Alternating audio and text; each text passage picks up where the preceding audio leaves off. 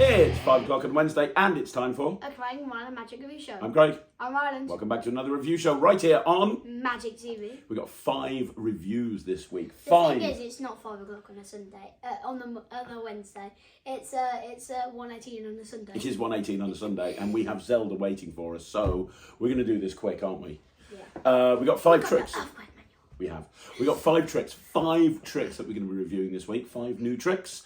Some from Penguin Magic, some from various different companies. Another one from Neo Magic. Some very exciting stuff we're going to be looking at this week. And we're going to start off with what is being billed as a really cool piece of mentalism that's designed to be an EDC. If you're interested in mentalism, if you're interested in everyday carry, this might be something that you want to look into. So let's start off with the first review. So first of all, we have Monu by... It's like the Mona Lisa. Yeah, by Alex. Well, the reason it's called Monu is because it's Uno marked backwards. Uno marked. Uno M for marked.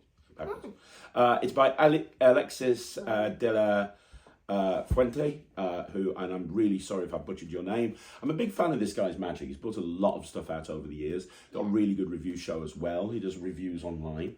And what this is basically is this is Alexis's take on the classic ESP matchup style routine. Now, ESP matchup routines have been around forever. There's lots of different versions with them. Normally they involve ESP cards, obviously, but over the years, various different versions have been brought out, some of which use ESP symbols, some of which don't. What Alexis has done here is he has created a set of 10 cards designed to look like Uno cards. Yeah. So he's created a set of 10 cards designed to look like Uno cards. Now, for copyright reasons, it doesn't say Uno on the back, it says Ono. But he actually covers that in presentation, and his presentation is, hey, I went to a shop, I bought these cards, and I think I got ripped off because it's Ono. I think it's like a cheap copy, but I want to show you something with them. So it's not a problem that it says Ono, not Uno at all.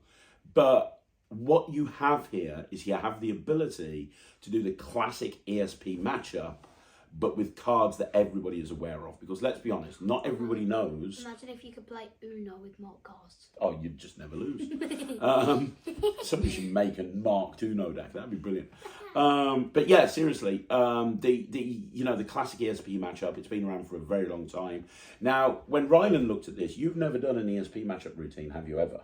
And so he's the one that learnt this and followed the whole tutorial and listened to everything Alexis had to say in terms of how to actually do this particular version of an ESP matchup.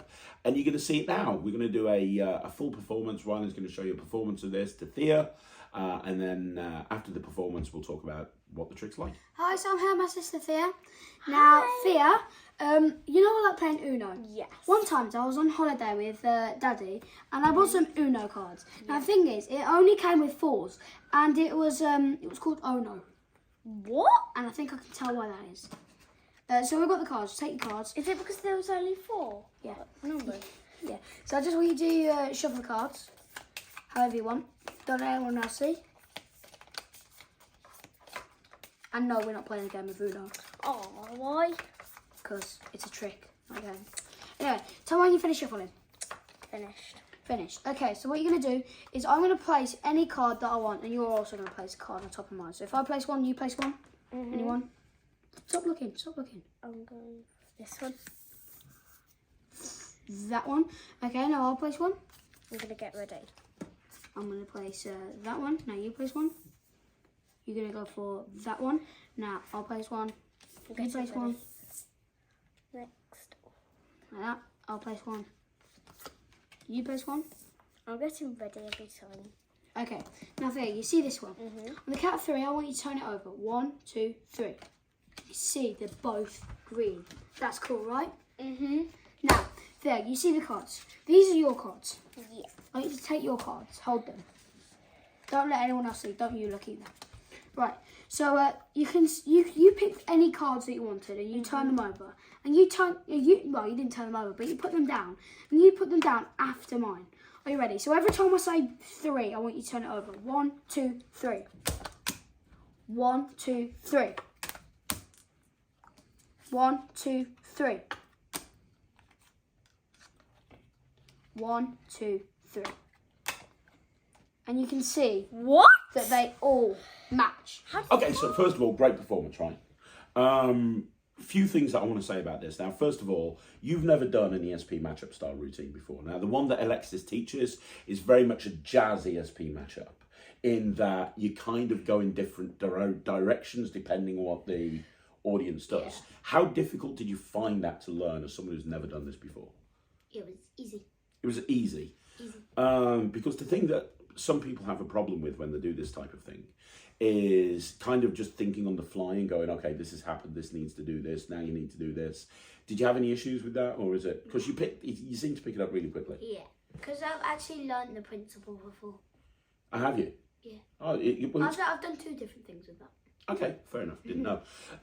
So the cards, I don't think it's giving too much away to say that the cards are marked. They have to be marked in order to do what you just saw Ryland do. But what's the marking system like? It's really clever.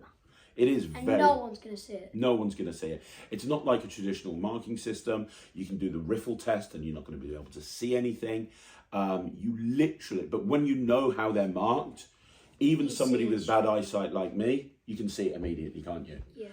And I think with this sort of routine, it's very important that you can read the marks very easily and very quickly, because you need to be able to decide which direction you're going in based on the marks that you're seeing in front of you. In fact, that the way the cards are actually marked, even if it was low lighting or something like that, I don't think that would make a difference. I think it would work just as well, even if the lighting was low lighting. Yeah. Would you agree with that? Yeah. Which is the problem with some marked decks. So yeah, they look legit. They look like Uno cards. Obviously, it wouldn't work in the dark. Wouldn't work in pitch black, no. But it looks like they look like Uno cards. But I think with Uno cards, you've got a really interesting presentational hook, because you didn't do it in the presentation, but you can talk about nobody will play Uno with me because I know what people are going to do. I can anticipate what people are going to do. I just go, Yeah. you're going to do that. So would you like me to demonstrate that for you? And you can that's a great hook to get into it. And everybody, adults, kids, they all know what an Uno card is. Now, some mentalists say that you can't do mentalism for a kid like your age. Do you think you can do No, I'm not talking about you performing mentalism. I'm saying to you, could you do mentalism to kids? No, yeah, I know what you mean. As in, I think it's hilarious that you think that you can't do mentalism. To Like you could, like if you did that to your friends at school, It would work. they'd be like, what? Yeah, Yeah? yeah. They wouldn't be like, I don't get it. I don't get it. No, they'd get it, right? Yeah. So I suppose the thing to talk about with the tutorial, it's a very well made tutorial. Alexis is a great teacher. You get instructions in French and you get instructions in English. So you get 2 different video links. He goes through everything with a fine-tooth comb. He explains everything very clearly. In fact, I've seen various different projects explain an ESP matchup style routine like this, and I don't think I've ever seen it explained as well as he does on the project. I think he does a really good job of it. Outside of that, I think this is a great everyday carry. I think this is something that's going to just take up very little space in your wallet. You're going to throw it in there. If somebody wants to see a trick, you go, well, I don't really have, I suppose I've got these Uno cards. Do you play Uno? We'll try something with this. Yeah. And it almost feels like you've got nothing on you, but you'll take these cards out and you'll do something with these cards. So the $1 million question, Ryland, would you do it? Is this something you're going to do? Well, is this going to become part of your EDC, or is this going to be more of a close-up trick? EDC. EDC. So what are you going to give it? I really like this as well.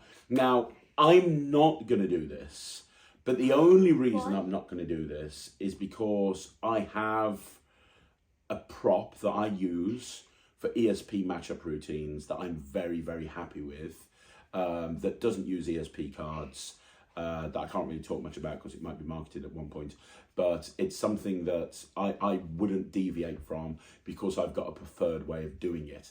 That's not to say this isn't good. If I didn't have that, I think this is better than anything else on the market. I think it's better than ESP symbols. I think it's better than everything. And for somebody like you, for a kid, or even for anybody, I think this is blooming brilliant. But I'm going to give it 79% because I have to be honest, I'm not going to do it. But it's not because it's a bad trick. It's not because it's not well taught. It's not because the props aren't very good. It's simply because I already do something like this with a prop and I wouldn't change from that prop to this. But that's just personal preference. I think this is brilliant, but it's getting 79% from me. It's brilliant, yeah. I'm going to give it 100%.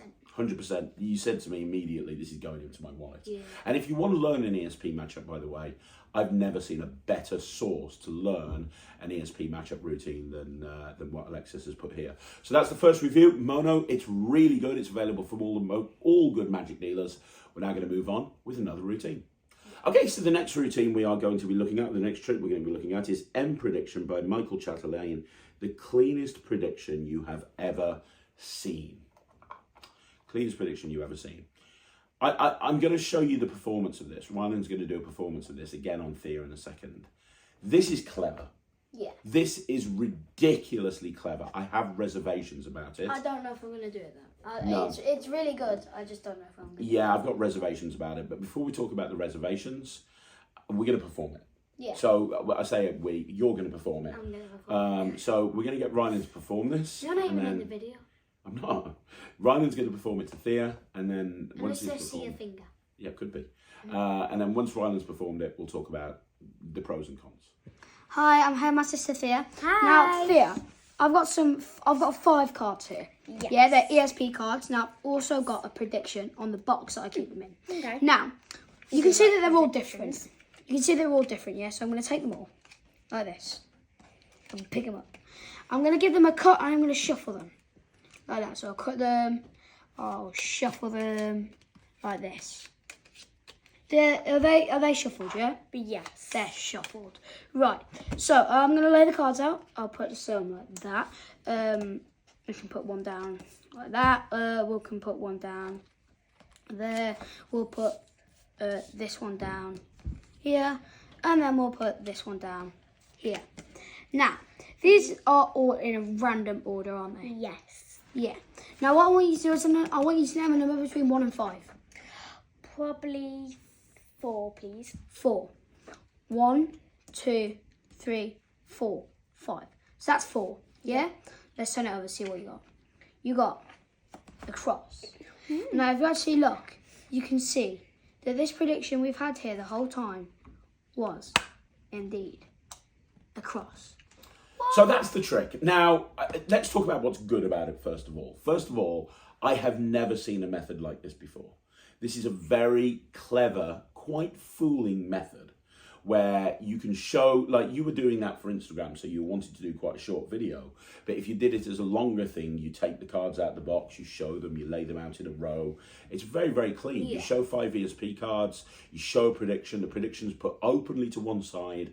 The 5 cards are shuffled. It's not a full shuffle. They're laid down on the table. They can pick any number. There's no force. Whichever number they pick, you turn the card over. It's going to match the prediction. It's very, very clean. And it is a unique method, the type of which I've never seen before. In the tutorial, Mickael goes through everything with a fine-tooth comb, including alternate ways of doing this trick. So that if you want to do it in a slightly different way, you can. If you don't want to have the prediction on the box, you don't have to. So there's lots of different options with this trick. And you learnt it very quickly, no, didn't you don't need that box.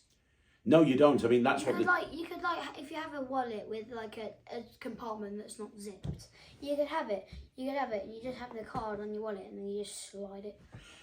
Well, he talks about using a little see-through Ziploc bag as well, if you remember. So he talks about having the card in a Ziploc bag, and then you can turn it around and show it, or turn it around a different way, if you think about it, see-through it, yeah. So there's a few different ways. He goes through a lot of different, 40 minutes. There's no live performances. There's a performance to camera, but there's no live performance. So I'm going to tell you right now, I don't recommend this and I don't like it. In my opinion, after saying it's all really clever, and it really is, and I'm a big fan of a lot of Mickael Chatelain stuff. Let me explain why I don't like it. First of all, it's quite expensive. It's like £40, Yeah. £45 or something like that. It's quite expensive. I understand why it's expensive. It's expensive because There's a lot going on. When you actually open it up and you realise the props are very well made. I can imagine it took a long time to hand make all those individual props. So it's not like it's overpriced, but it's £40 for what is in essence a one-phase prediction using 5 ESP symbols. Now, anybody who's studied magic with ESPs... I mean, like, you could do this. There's a million different ways of doing ESP predictions that are... It would seem to the audience as clean as this. Now, the problem is, I think that this is the sort of trick that benefits from repetition. So you kind of predict it, and then you do it again, and then you do it again, and then maybe you even do like an ESP matchup, like you did with the first trick, right? I think that this is the sort of thing that you would kind of do as a beginning prediction before doing a longer set. The problem is you can only use these cards for this one thing. You can't then take those cards and go into something else because they're not going to match any other ESP cards. And also, like I say, there's so many different ways that you can do this. And from the audience's point of view, it would look as clean. I can think of 5 or 6 off the top of my head. Symbiology by Alexis Magic is a way of doing something like this that is as clean as this, if not cleaner. The predictions in full view the whole time. You have the cards laid out. You know, they can pick any one they want to. There's more than 5 cards in Symbiology. There's a lot more. And there's not as much faff, because there is a bit of faff going on here. You've got to have things set up on things. The other negative, and I'm going to bring this up, there's a lot of principles at play here. There's about 5 or 6 principles, and all of the principles work together to create the end result that you saw Ryland do. One of the principles is that a couple of the cards are marked in a particular way. Now, the marking system is genius, because if you look back at the performance, you'll see that it looks just like a block red. It doesn't look like the cards could be marked, but they are. Now, I haven't got the best eyes in the world, and I spent about an hour looking at these cards, and I couldn't see the markings at all. You then came down, and I was like, right, can you look at this? Because I just can't see these markings. And immediately you could see them, couldn't you? Yeah. I couldn't. Even when he was pointing them out to me, I couldn't see them. I struggle with marked cards anyway. I'm great with the Night Flight deck by Steve Dell. I'm great with most of Phil Smith's stuff. But I really, really struggled with this, struggled to the point that I couldn't do it. I was supposed to be performing this one. Ryland ended up performing it because I just couldn't do it. I couldn't see the marks. Which means that you took one of my tricks. I took one of your tricks. I'm very sorry. So because I took one of your tricks. Exactly. Yeah. But yeah, so that's another negative. If you've got bad eyesight, you might struggle with the marks that are in place, which need to be. You need to be able to see those marks very, very easily, because that is one part of the method, one small part of many, many principles that make up the method. So yeah, that's the problem for me. It's very expensive. I have a feeling that the cards, although very well made, at some point you're going to need to replace them. But the main problem is that it's just a 1 in 5. I think that if you're buying a trick, it should do something that no other trick does. And this is clean, don't get me wrong, this is a clean way of doing the trick. But the cards can't be examined at the end, can they? No. No. In certain situations they can, depending on the decision they make. Yeah. But even if they pick the cards up, the cards feel weird, don't they? I don't know if you'd want people touching the cards. You saw at the end of the routine, Ryland turned the cards over. You can't do that in every situation, can you? There's certain situations where you can't do that. And then you've got to do a move as well if you are going to turn the cards over. But there's certain situations where you can't even do that. So the cards can't be examined at the end. There's just, I think it's too clever for its own good, which is why I'm going to give this 50%. It's okay. I was actually thinking of giving it that. Yeah, if you want a nice one-phase, very clever ESP prediction routine, you know, maybe you're wanting to just do that one thing for a TV appearance or something, then this might be the thing to go for. For me, if it was a choice between this and the first routine, Alexis's thing with the Uno cards, I would go for that every day of the week. Yeah. So 50% from me. You going for 50% as well? 50% from me. Right, so that's 2 mentalism routines. We're going to change it up now, and we're going to go for a more of a visual sandwich type routine. This is a new one by Braessas, and penguin. So next up we have Try Sandwich by Martin Braessas. Try Sandwich by Martin Braessas. Now this benefits from having Eric Tate, the legend himself. Eric Tate is the person who's actually presenting this. He's the person that's actually doing the tutorial and the performance and so on and so forth. And Martin's on there as well. It's not just Eric, it's Martin in a separate section. But yeah, this is. This is great. I really like this. It's a three-phase. It's a three-phase sandwich routine. The performance you're about to see, Ryland hadn't seen this before I performed it to him, and then I taught it to him afterwards. And it kind of fooled you a bit, didn't it? Because you were guessing it was a different method to what it actually was. I'm gonna show you a performance of it. Let's have a look at this, and then after the performance, I'll go through the pros and the cons. Okay, right. So I'm going to show you something with a pack of cards. Yeah. All right, Billy. Yeah.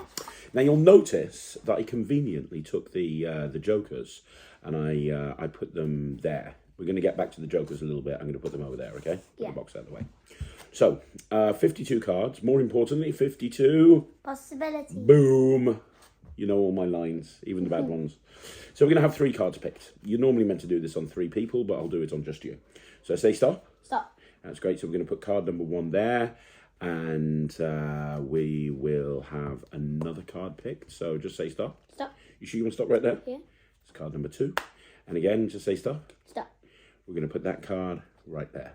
So 3 cards have been picked. I want you to look at, first of all, that card, then put it back, then that card, then that card. Show them, don't show me. When you try to remember them as best as you can, okay? Mm-hmm.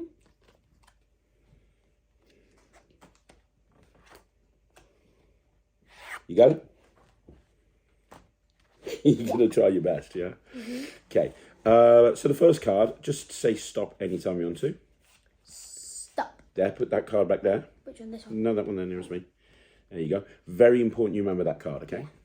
So I'm going to leave it down in the middle. I'll even give the cards a couple of cuts just to make sure it's lost. Yeah. Now we're going to do this again with the second one. So as I go through, just say stop.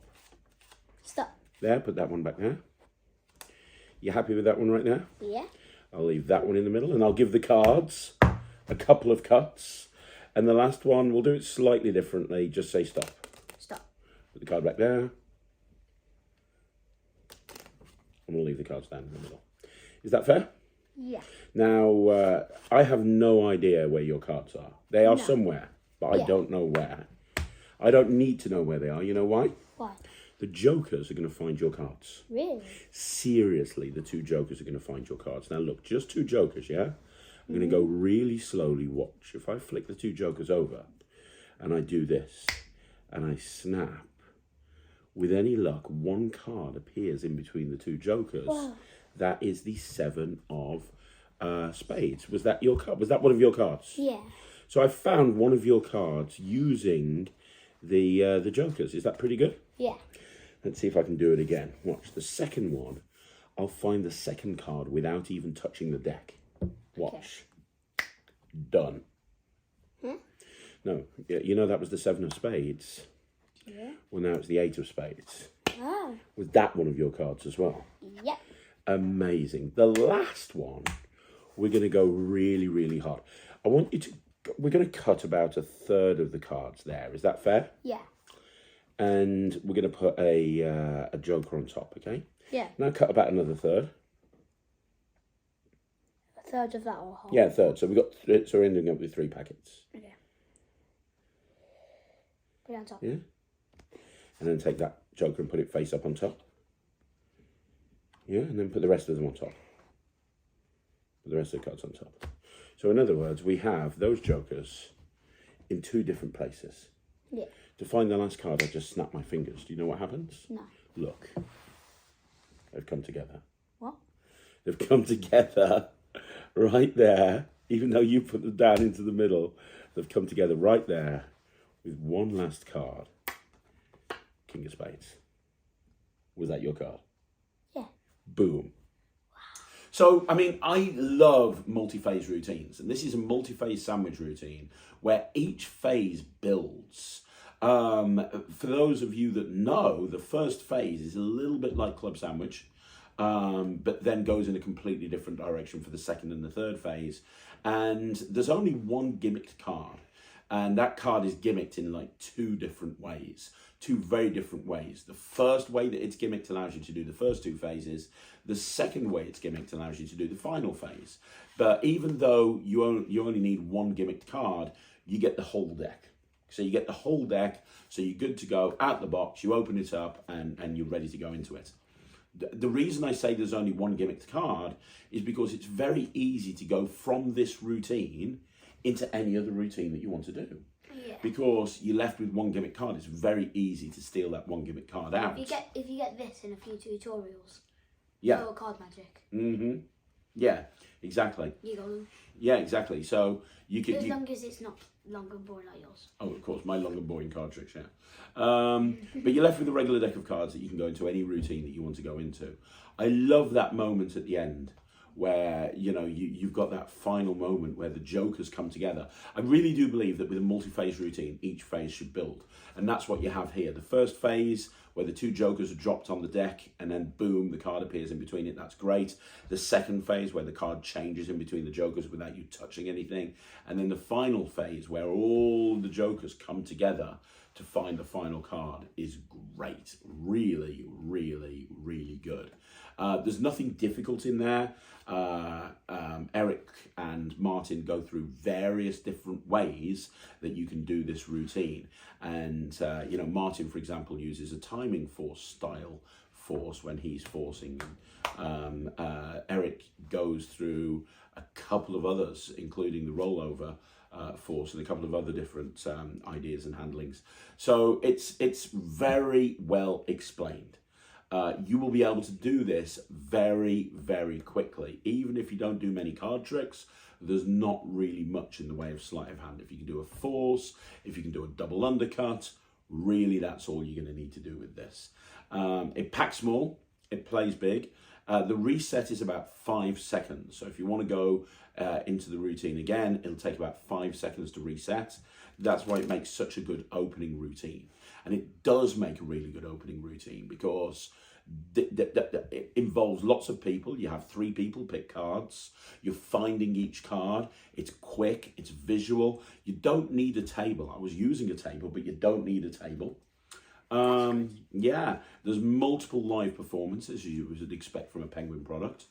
And yeah, I mean, there's nothing not to like about this. What do you think, Ryan? I think it's really good. Would you do this? Because you don't do card magic at all, and I don't think I would do this. Is this like long and boring like my stuff, or is it? No, this is not long and boring. But it's interesting. Long and interesting. It's long and interesting.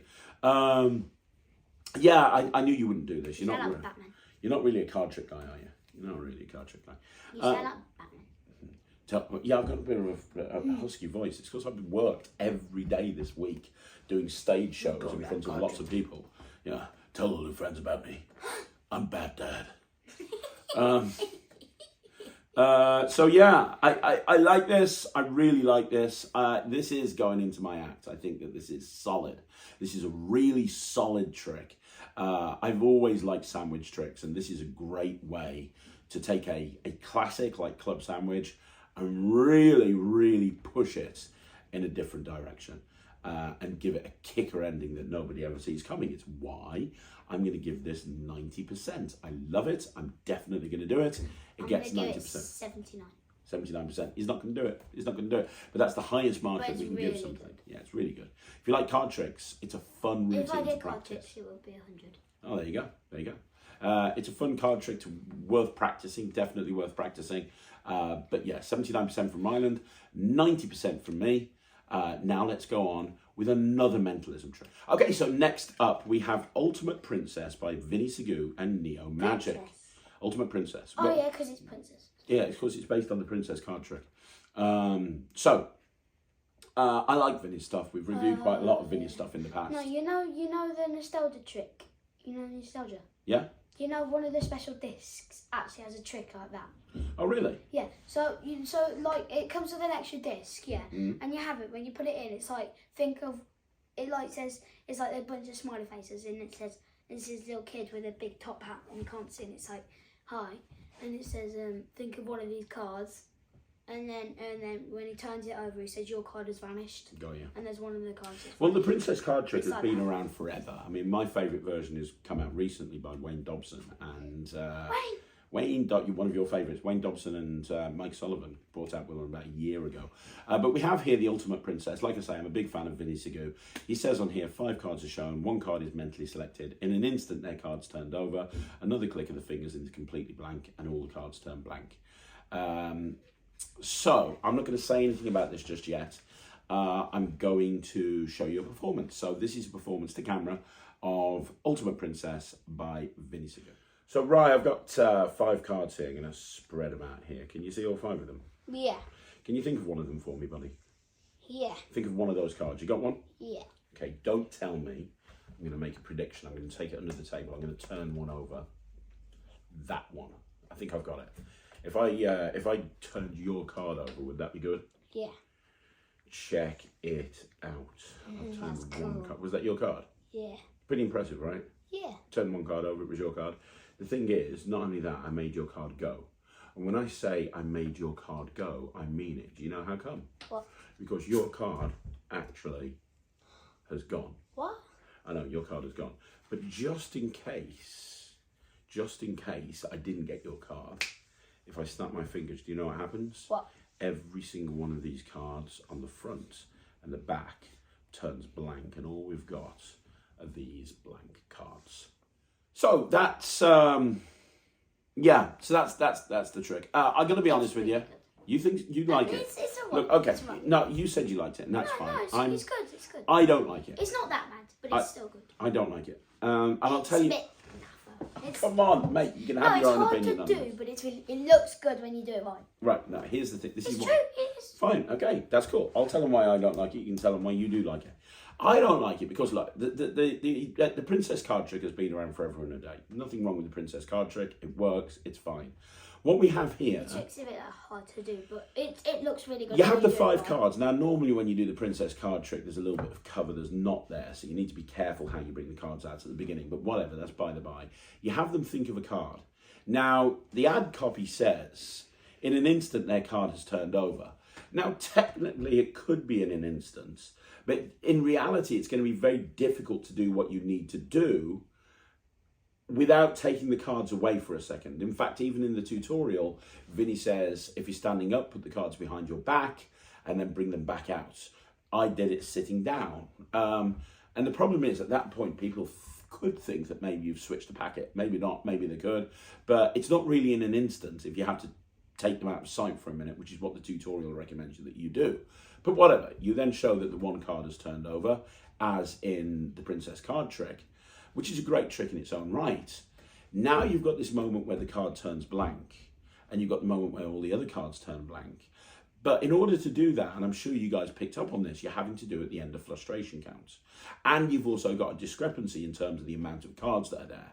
And I think that is the precise wrong time to do a frustration count. I think a frustration count is best when you're kind of not really trying to use it to prove a situation, but instead it's being used almost like a subtlety. What you have here is you're using it to prove that the cards really are blank on both sides, which would be fine if you could hand the cards out, but you can't. Once you're in a situation where you've got these cards that have turned blank, you can't hand them out or even let people touch them, because everything is gaffed about those cards. These cards are like the most gaffed cards in the world. Which necessarily, I don't know, might not be a problem. Maybe I'm overthinking this, maybe I'm not. But I think what it does is it adds something to the princess card trick that doesn't need to be added. I think that I'm just not a fan. I'm just really not a fan. I think it's very convoluted, the way that you've got to hold the cards. I think it's a very low-tech method that doesn't really work as well as it could do. I think that there's better ways of achieving what we're trying to do here. To be honest, I mean, just off the top of my head, I think probably an overlap gaff would be a better option here if you wanted to go down the route of them all turning blank. But yeah, I don't like it. I'm not too keen. Why do you like it? I like it because it looked good. But I won't do it. I'm not going to do it, but it does look good. Yeah, It looks good. So, fine. Yeah. And then you have it, and then you got to do that, and then it comes up, and then there's one turned over, and then it turns blank, and then they're all turned blank. Okay. What are you going to give it? I'm very underwhelmed by this. I'm very disappointed. I'm a big fan of the princess card trick, and I was expecting 60. more. 60%. I'm going to give this 40%. I'm not a fan at all. I've seen so much really good stuff by Vinny. I think his company, Neo Magic, is amazing. We just reviewed Perfect Match, which has gone straight into your close-up set. Like, this is just nowhere in the same league as Perfect Match, in my opinion. So it's all right. It's okay at best. I'm giving it 40%. You've just seen what the trick is. If you like it, maybe you want to get it. But please bear in mind, nothing's examinable at all. You can't hand the cards out at the beginning. You have to kind of have the display up here, because if you have the display down there, it becomes... the handling becomes a little bit awkward in a couple of different places. But yeah, and I don't like the fact that you have to... I've been through it all.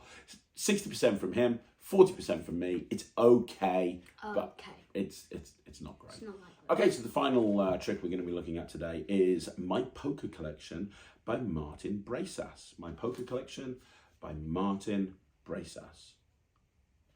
What's the other one by Martin Braessas? Try Sandwich. Pass me Try Sandwich. It was by Martin Braessas. Yeah, Monty We've got a Martin Braessas special going on here. I didn't even clock that. So, but this is not a penguin trick. This has been bought out through a company called Mysterious Presents. It's just been bought out through the table, dude. It's been bought out by through Murphy's Magic. It's available from all good magic dealers. From the mind of Martin Braessas comes My Poker Collection, a multi-phase routine with a kicker ending.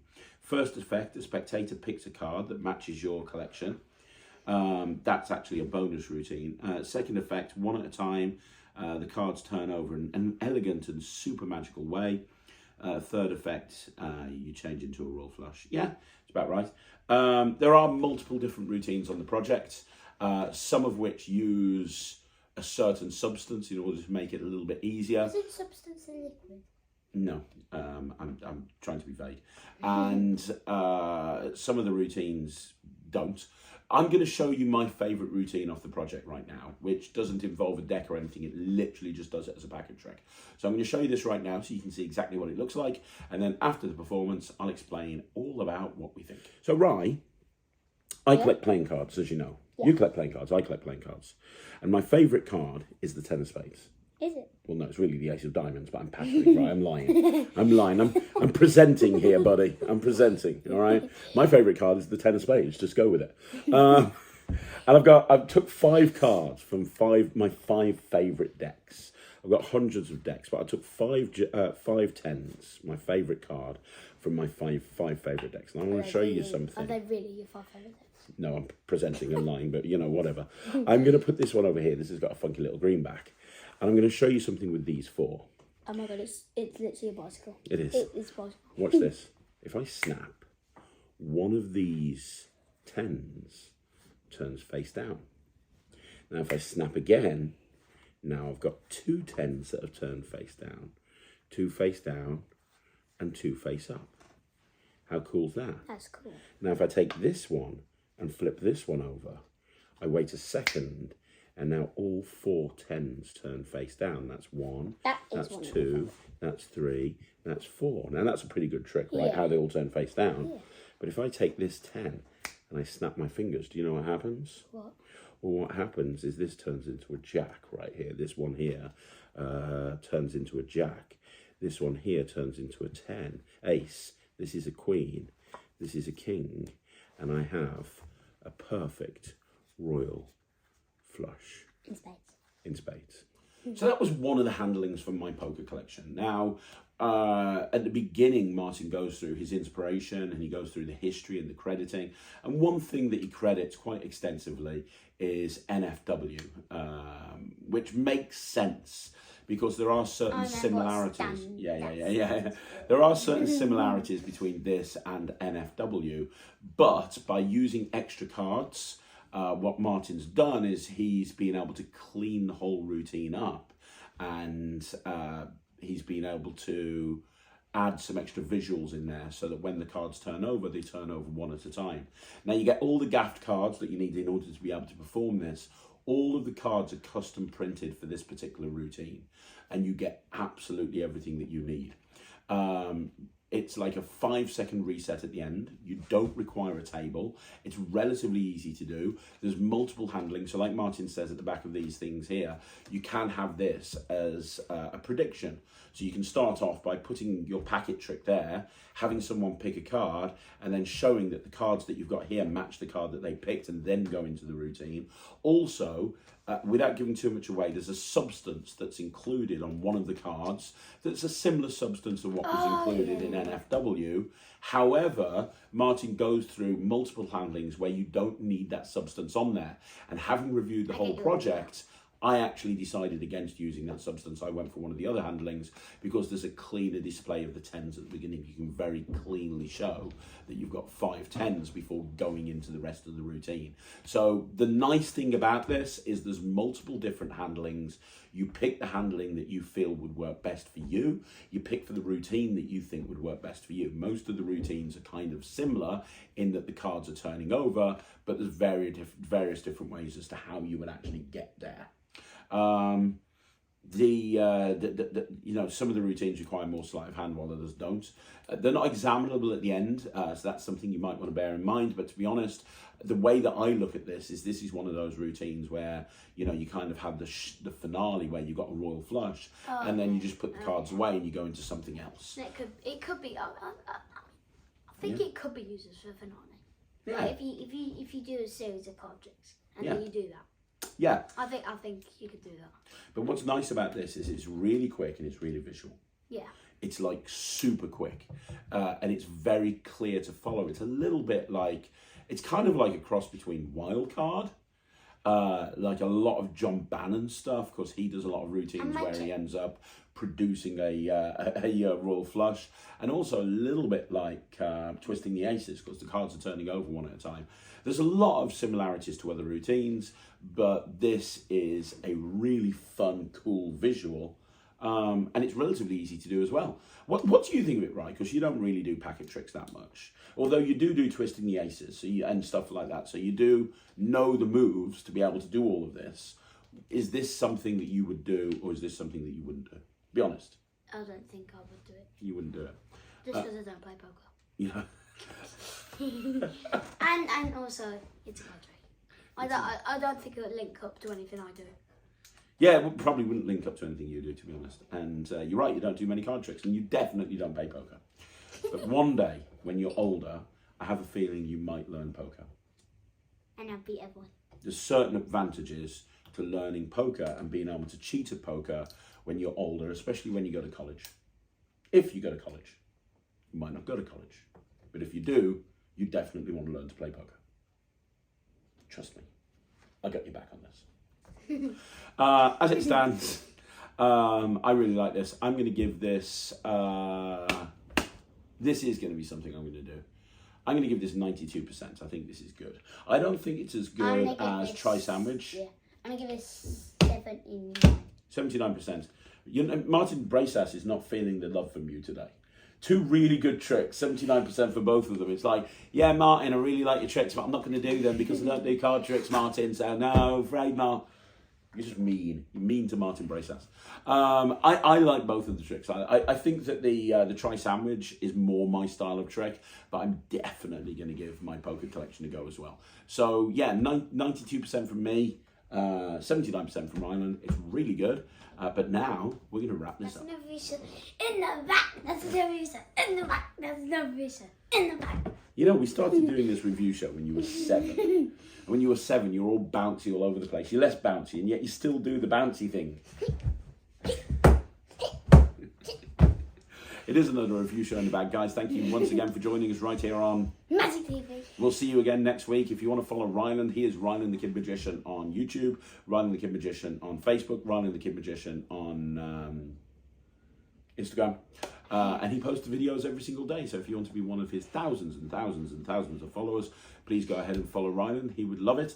I'll be back next week with him with another review show. I'll be back tomorrow with another video. And don't forget, if you want to go and join the Nettrix, it is www.thenetrix.cookies. If you can't get top cookies, try.com. No, it's cookies. It's cookies. Cookies. We'll see you again. Thank you so much for watching. I'm Craig. I'm Ryland. We'll see you again. Take care. Bye, everyone. Bye-bye. Ryland. Zelda. Yeah. Let's go.